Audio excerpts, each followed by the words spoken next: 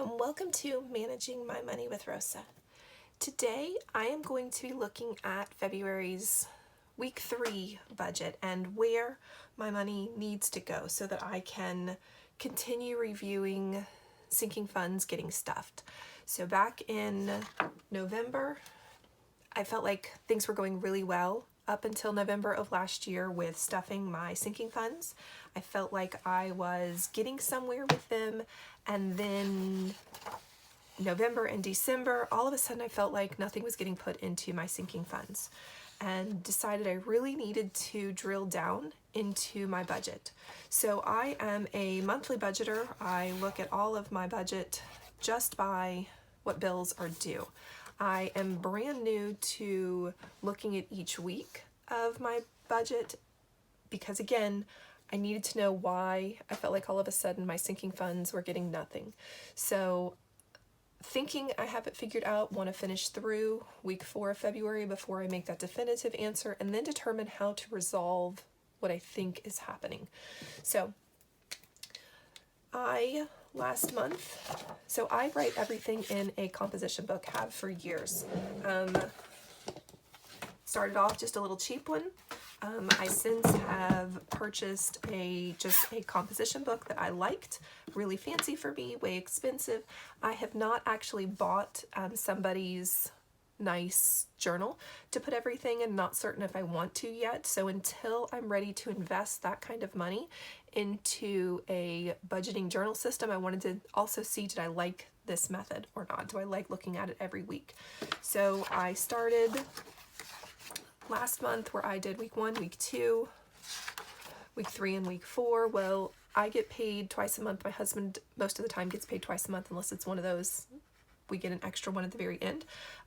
So last week it was consecutively in order. This month I decided to go out of the norm, out of the box, and these will be my 2 checks. February's week 1, week 3, and then my husband's week 2 and week 4. So kind of seeing how I like all of it, not 100% certain. So February, week 3. I try to break it up into many of the categories I have seen others put theirs into because I kind of liked it. So income. So I actually am doing a carryover from week 1. This is money that I leave in my account in case something comes up. I almost never need it, but I don't put it into anything in case maybe one of my bills next time I get paid is a little high. My check, I'm so fortunate, takes care of the mortgage and actually all the bills. So the 15th, the week 3 gets really tight sometimes just because of some of those are variable. They're not all fixed. So I like to have that little bit extra left over. So I do get to bring my carry over. And that is $192.63. So my check is almost always the same. It may fluctuate $1 here, $1 there. So $1,437.63 for a total income of $1,630.26 is what I have to use to take care of paying everything on the second half of February. So the bills that get paid starts with the car insurance. Now that's not just my car, that's my car, my husband's truck, the RV, and my daughter's car. Now she is grown and out of the house, so she will give me some of this money back, but I do pay it out of my check. So $376. My husband's truck, we are so stinking close to paying that bad boy off, but it is another $330. My student loan is not due at the present moment. I'll put a card up in the corner about the current student loan moratorium and how it has been extended yet again. So I am not actually paying this. Instead, I'm putting it into a high interest savings account, work for me while it can, so that before the moratorium expires, I can either pay all of it, or what I'm really hoping is that they cancel some student debt and I don't owe as much. So there's that. Electric. So electric is one that is variable. It goes up and down. I love months when it's under 200. I budget 250 for it. This month, we needed the heater a whole lot, so it was 220. That also takes into account that I live in North Florida. We got into the 20s one night, hung out in the 30s for a couple of nights. So keeping that in mind, that explains for me why it is such a high electric bill. I had a Juice Plus bill of $51. That has gone up $1. They're trying to recoup some of the shipping because shipping has become outrageous. Internet. I am not happy with my provider, but it is what it is. We have $85 for the internet. Cell phones. This is for my phone, my husband's phone, my daughter's phone, which is $134. And then our youngest, my husband takes care of phone stuff, so he has his own plan, which is $28. So all of these together total $1,434, which is $3 less than what I made. So that's why I have the carryover, just in case I need some of this to buffer anything or if something comes up. So when I subtract the two, that leaves me with $196.26 to move into sinking funds and savings challenges. So none of my check goes into any of our cash funds. It all goes into our sinking funds. So we are fortunate in that each of these goes into specific things. So I always pay bills. He always puts money into cash funds. I pay the bills, and then he will restuff the cash funds when he gets paid. So we are fortunate that we have made it to that point. But for years, that was not the case. It was literally week to week. When he was still at his last job and I was not working, it was twice a month. And I panicked a lot. So if I had had this type of system, I don't think I would have panicked. I think I would have been able to set monies aside. So I'm enjoying my sinking funds and I'm enjoying my cash funds just because it helps me stay organized in what I can and cannot pay or buy. So my sinking funds. So the first one I'm going to start with is investing. I have two brokerage accounts, one where I play bounces only and one where I play bounces and have a dividend portfolio. So I try to put $25 into there every time I get paid. We do have retirement accounts outside of this, but I have a high yield savings account in which I put a little bit of money in from my check every month and a little bit of money from his check every month. This is money that we do not touch at all for anything. We have just a generic savings that I put a little bit of money in. He puts a little bit of money in, and this we do touch. Like, this really is like our vacation. So when we go on vacation, we'll use most of this, what's in here, to pay for that. Furniture.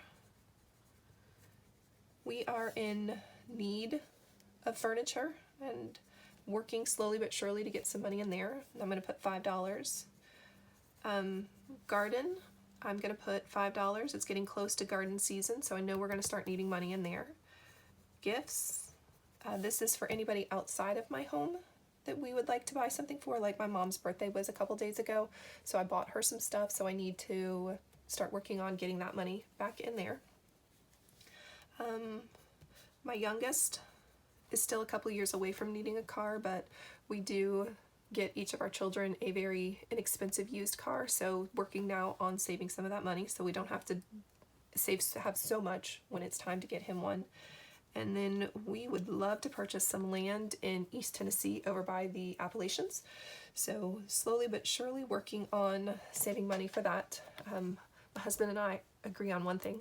When his truck gets paid off, instead of getting a new vehicle either for he or for I, we're going to take that $330 and drop it into land so it can start to grow, so we can pay hopefully mostly cash sooner than later for some property up in East Tennessee.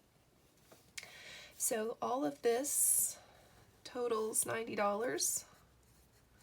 And when I subtract, wrong line, that leaves me with $106.26. All right.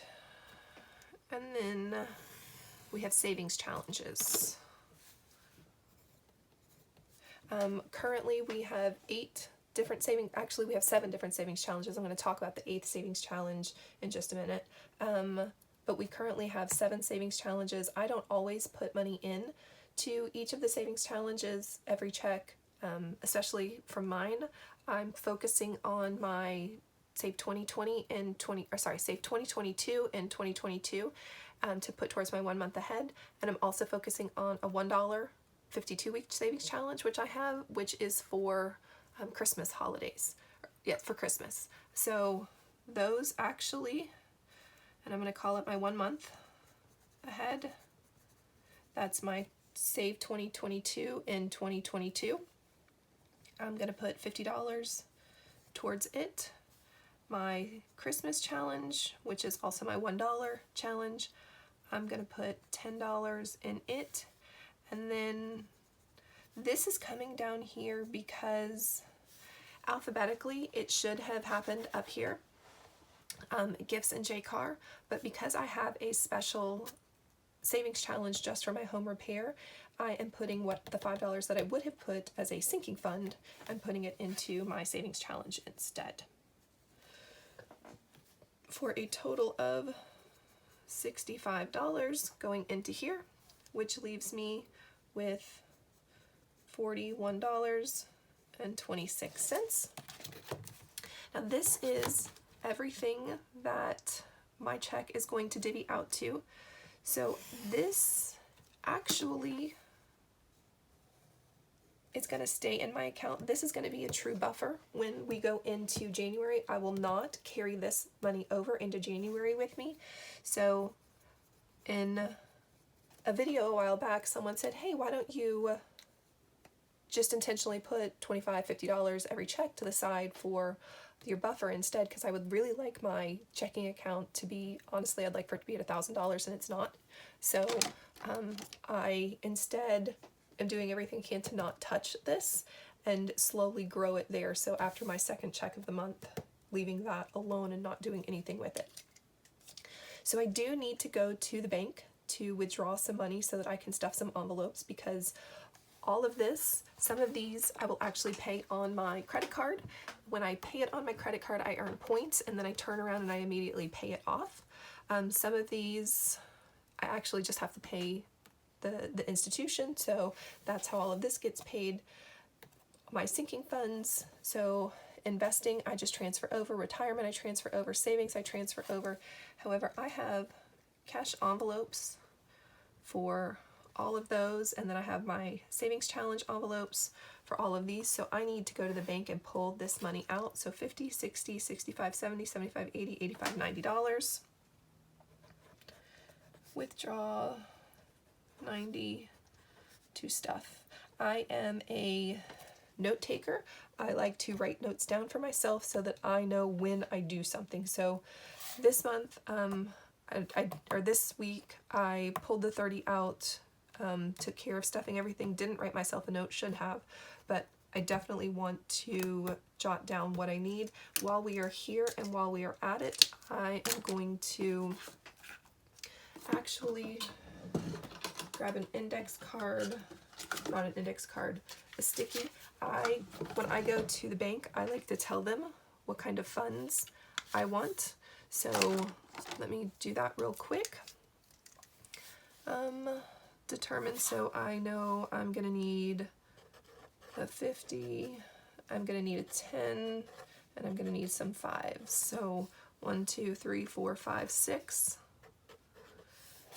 I'm gonna need one of those and one of those.